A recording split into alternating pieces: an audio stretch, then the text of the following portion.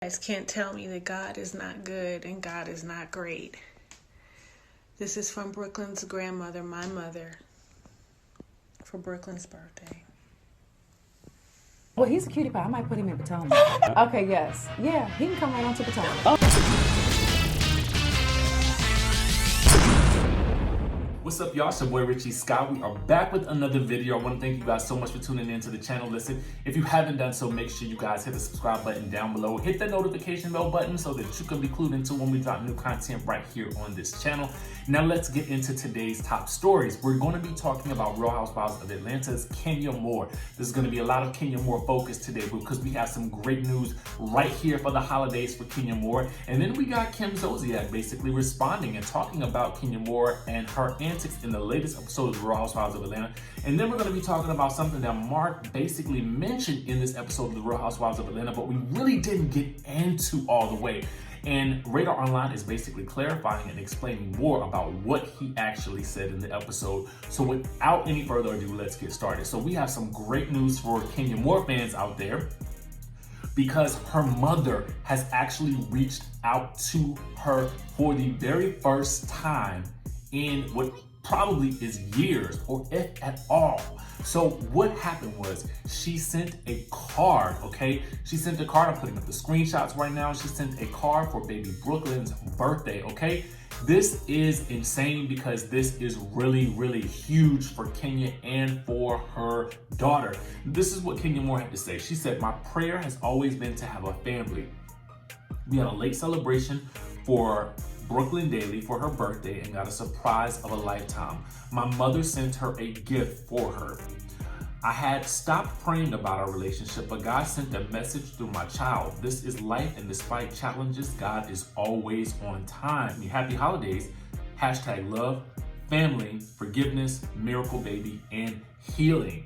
This is kind of incredible, okay? Because we all know what type of relationship Kenya has had with her mom, from trying to get back into her life on the show and being rejected on camera, okay? Going to her home and being rejected. And now this is pretty huge news, and I guess babies do provide miracles.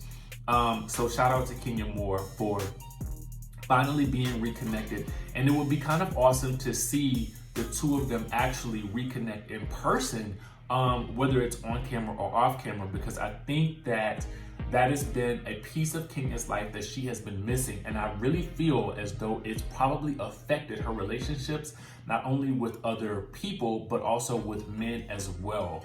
I really feel like she is hopefully headed for a breakthrough with this reunion. So let's see how this whole situation plays out. Let me know what you guys think down in the comments section below. Now, you guys know that Kenya Moore basically kind of ruined Cynthia's engagement surprise during her Cynthia Daly wine cellar event where Mike Hill proposed to her. We know because Kandi basically sort of texts Kenya to let her know that Mark had something planned and that it was likely a proposal. And then Kenya Moore comes on the scene and is basically acting like she just sort of had this idea that suddenly I think Mark might propose, okay? And so Kandi ripped into her and let her have it, as she should have. And a lot of fans have been going extra hard at Kenya for potentially ruining what is probably going to be one of the most memorable days of Cynthia's life. To me, I just felt like that was such a trash move to make. I was so disappointed in Kenya.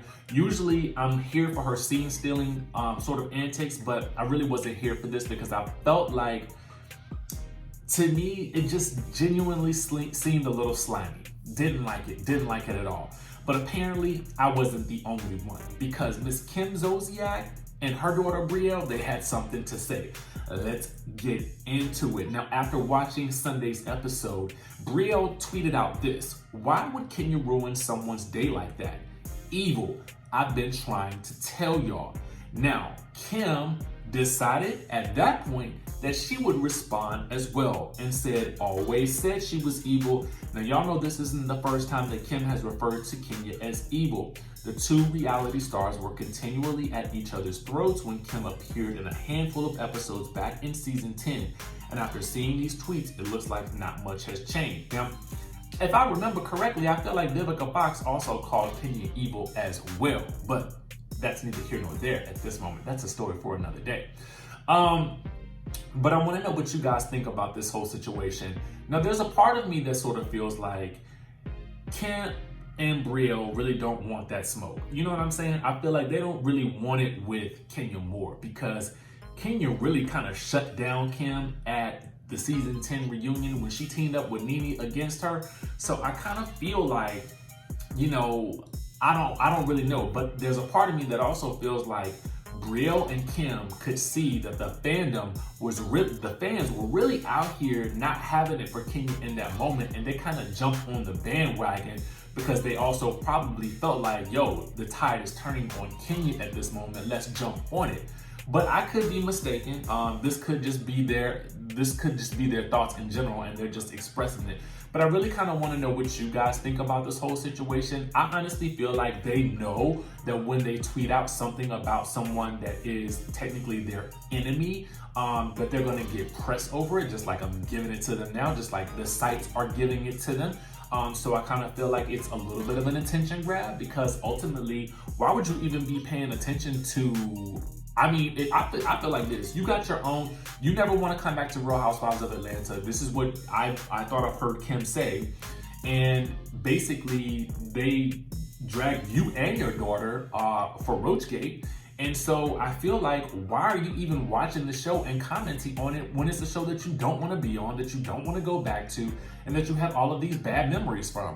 Why are you even commenting? Granted, she has the right to do so, but like, why? And I felt like if I had my own television show, I didn't want to go back to the show, why would I even comment on something that I'm not even a part of, nor do I want to see anything about? I don't know about y'all, but what I don't like, I don't watch.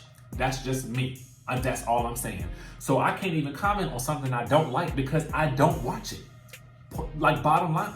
So anyway, y'all comment down below. Let me know what y'all think about this. Let's move on to Mr. Mark Daly and Kenya Moore, okay? Because remember you guys in the episode when Mark Daly said that Kenya Moore hair care was kind of in a messy situation and he helped her get it out of that situation?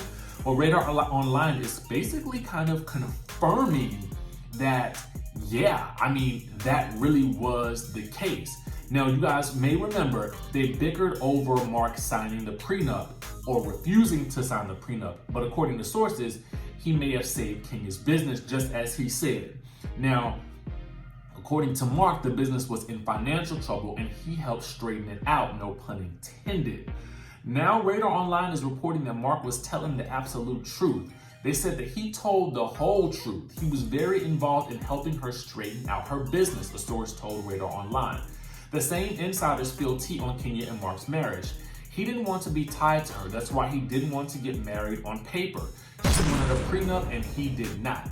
Now, I was kind of confused about the married on paper part. I'm guessing maybe that meant that's what they meant by signing a prenup, being married on paper, but you guys let me know. I felt like being married on paper was meaning that you were legally married.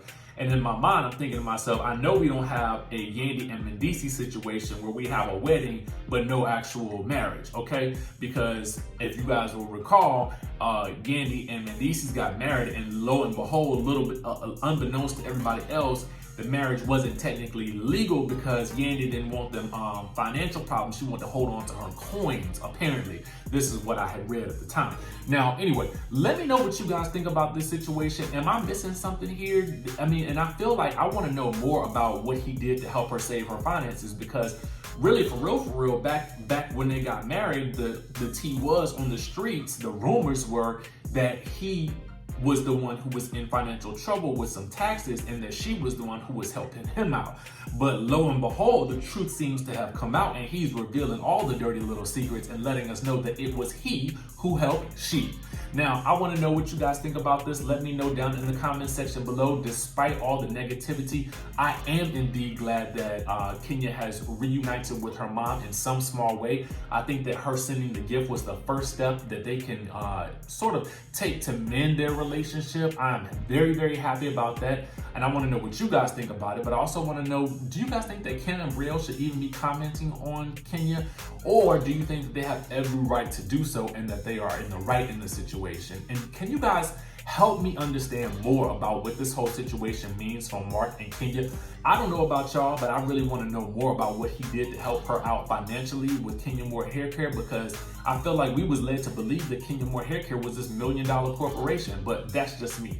Anyway, comment down below, hit the subscribe button, and let me know what you guys think about this video and everything else dealing with Real Housewives of Atlanta, and I will see you in the next video.